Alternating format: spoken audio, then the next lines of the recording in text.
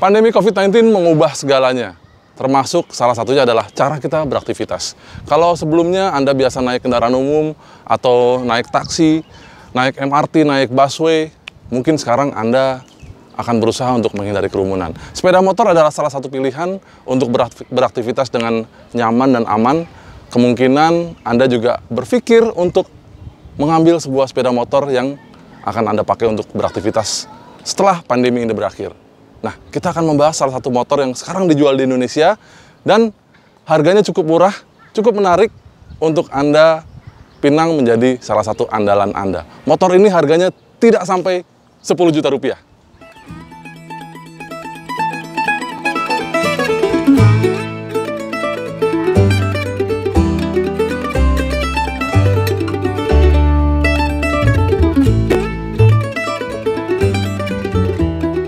Inilah motornya, VR Star NX ini dijual di Jakarta dengan harga Rp9.950.000.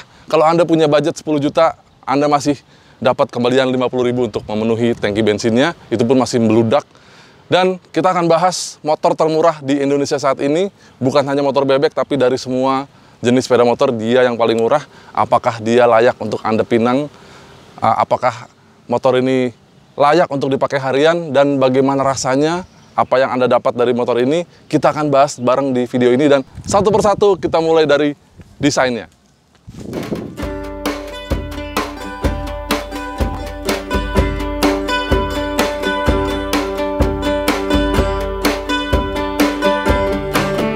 Walaupun harganya murah, rupanya VR nggak main-main dengan desain dari motor ini. Dia kelihatan sangat modern. Kalau kita lihat ya, dia proporsi bodinya itu seperti layaknya bebek-bebek masa kini yang dia sayapnya menyatu dengan bagian dalam bodi sini, dan itu dia kelihatannya compact, padat, tapi kalau dilihat dari depan dia sedikit chubby di bagian depan sini. Dan bagian belakangnya kita lihat desainnya seperti mix and match ya. Kalau dilihat dari depan mirip sama sebuah Yamaha Jupiter MX 135. Lampu di depan ada yang di bawah juga, position lamp. Sedangkan di belakang itu kalau kita lihat masih mirip-mirip dengan Honda Revo.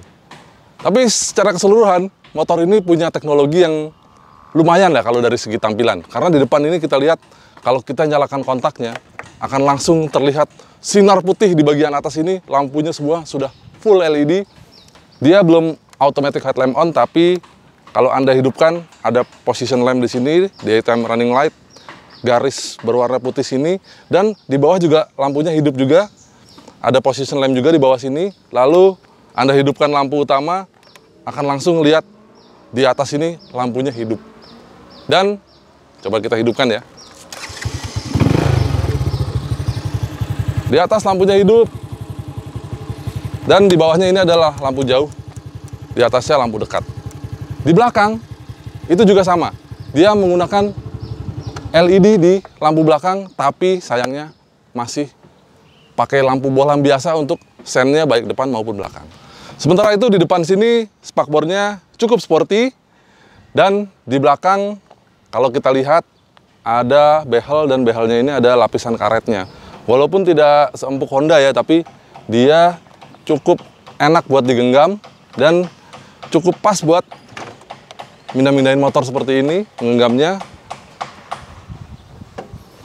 Anda juga dapat standar 2, standar tengah, dan standar samping. Sedangkan Anda punya beberapa tempat penyimpanan di bodi ini. Seperti di depan sini itu ada semacam laci kecil buat naruh gadget Anda kalau lagi jalan. Karena sebenarnya di sini ada satu posisi untuk menaruh soket charger. Tapi memang belum ada soket chargernya di sini. Nah, kalau menurut VR, itu mereka bisa menyediakan soket chargernya karena ada motor mereka juga yang sudah disiapkan sama USB charger. Anda bisa menambahkan sekitar beberapa ratus ribu rupiah untuk menambahkan soket charger di sini. Sementara ada satu juga tempat penyimpanan di belakang yang bisa diakses dengan membuka jok. Itu cukup besar. Di bawah jok ini Anda bisa menyimpan barang-barang pribadi Anda di sini, tapi tidak bisa buat menyimpan helm ya. Karena di belakangnya ada tangki bensin. Lalu layaknya sebuah motor bebek, Anda mendapatkan jok panjang ini, two-seater, dan buat pemonceng itu juga sudah diberikan footstep belakang yang terpisah dari lengan ayun. Jadi gaya-gaya bebek modern ya. Nah, bagaimana dengan konstruksi kaki-kakinya? Kita lihat satu persatu. Dia di depan menggunakan shockbreaker teleskopik dan dipadu dengan ban 17 inci, peleknya udah pelek palang. Ini dia punya 6 jari-jari. Di belakang juga peleknya serupa, dipadu dengan ban yang bebek banget juga. Dia 17 inci, di belakang 250 dan di belakang 275.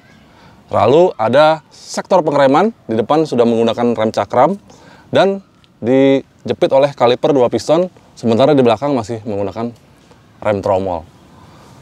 Lalu kita lihat sekarang intip mesinnya. Bicara soal mesin, nah baru kelihatan kalau VR Star NX ini menggunakan mesin yang masih sangat konvensional. Tidak ada teknologi yang diterapkan di sini karena dia masih menggunakan karburator. Mesinnya kalau menurut kami mirip banget sama Honda. Kalau kita lihat dia 1 silinder, berpendingin udara, dan masih pakai karburator. Kenapa kita bilang mirip banget? Karena melihat komposisi silindernya, dia menggunakan komposisi diameter dan langkah 50 kali 49,5 mm dan itu mirip banget sama Honda Astrea Grand. Kapasitasnya 100 cc dan menghasilkan tenaga 6,7 daya kuda dan torsi 6,7 Nm. Tidak terlalu optimis, tapi nanti kita akan coba seperti apa di jalan raya. Mesin ini cukup menarik karena di belakang dia menggunakan muffler yang bergaya chrome dan mufflernya dari jauh mirip banget sama Suzuki Satria FU, tapi dia ada penutup di bagian belakangnya. Kalau menurut kami sih itu dia untuk menghindari semburan knalpot langsung ke pengendara belakang. Pengen dengar suaranya nggak? Suaranya cukup menarik karena dia agak-agak ngebas.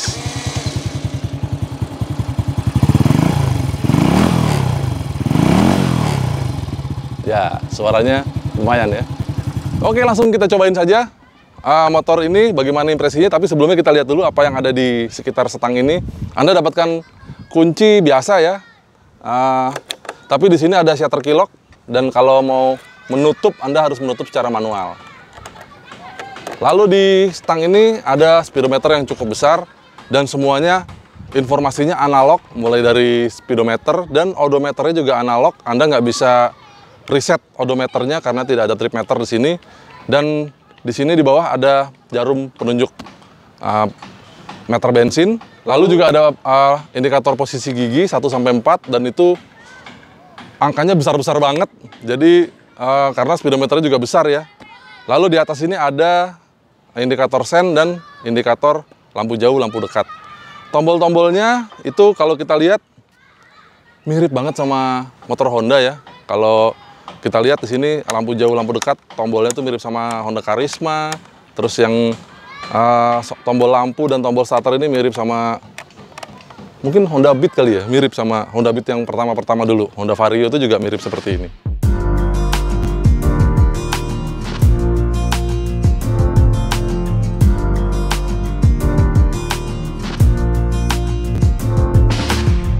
Gaya berkendara khas bebek langsung menyapa Anda saat duduk di atas VR Star NX ini.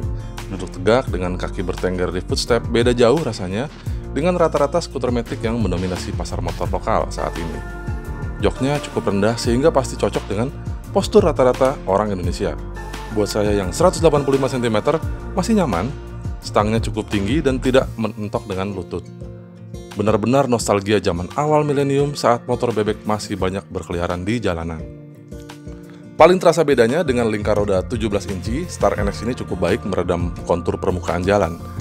Permukaan jalan yang tidak rata tidak terlalu terasa, seperti kalau naik skutik yang pakai roda 14 inci. Begitu juga karakternya saat bertemu polisi tidur, sepertinya masih jadi pilihan menarik kalau jalanan tempat Anda beraktivitas masih kurang mulus. Komposisi ban tidak terlalu lebar, tapi tetap cukup memberi traksi saat menikung di kecepatan menengah. Oh iya, bannya masih pakai ban dalam, tapi dengan mudah kalau Anda mau ganti pakai ban tubeless karena sudah pakai pelek palang.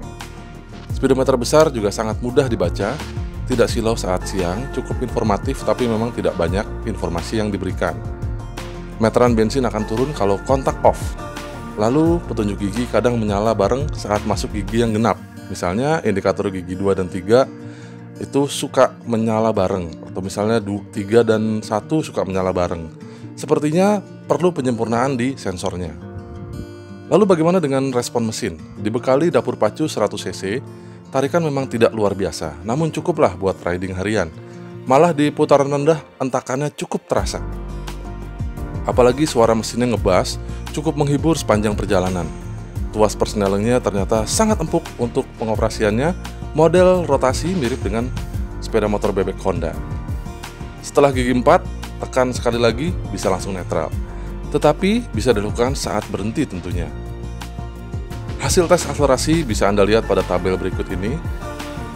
Begitu juga konsumsi BBM, kami catat 45 km per liter dengan bensin beroktan 92 dan metode pengukuran full to full. Nah, yang paling mantap adalah lampunya. Dengan lampu depan dan belakang full LED, motor jadi modern banget. Hanya lampu belakangnya memang kurang terang saat siang hari. Lampu rem masih bohlam sih, terang banget. Yang kurang kentara adalah lampu sennya, terutama lampu sen depan yang terlalu kecil. Sementara lampu utamanya terang sekali, nikmat kalau saat berkendara malam hari. Namun saking terangnya, cenderung menyilaukan pengendara depan saat malam. Kami coba setel agak menunduk, tetapi dengan setelan paling menunduk sekalipun, tetap silau bagi pengendara dari arah berlawanan.